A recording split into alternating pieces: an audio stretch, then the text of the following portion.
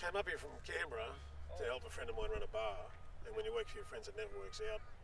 And somebody said to me, do you mind working on a shovel? And I said, no, I like physical work.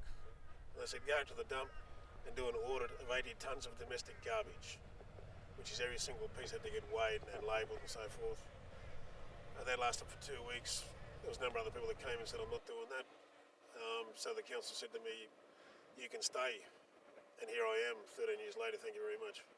But I really enjoy it because it's looking after the environmental health of the city.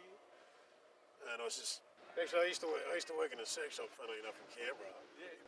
The biggest joke there was somebody would have gone and bought a blow-up doll. Yeah.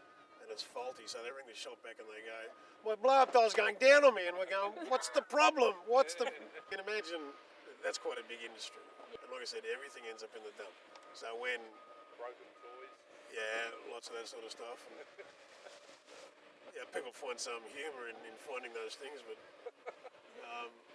when they're displayed to everybody else, I throw it away, mate, it's been used. Out at Stewart, we actually mine the methane that's produced from garbage, and that's nearly at a commercially saleable rate of composition.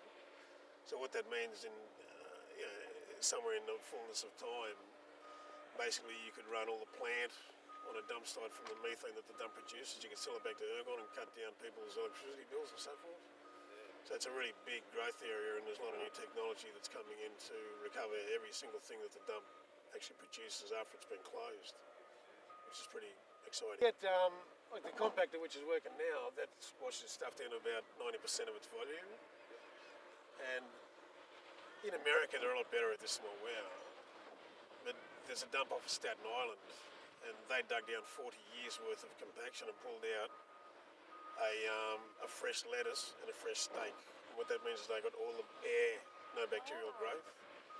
But that means that doesn't produce any methane either, so it's better to have, it's not that compacted.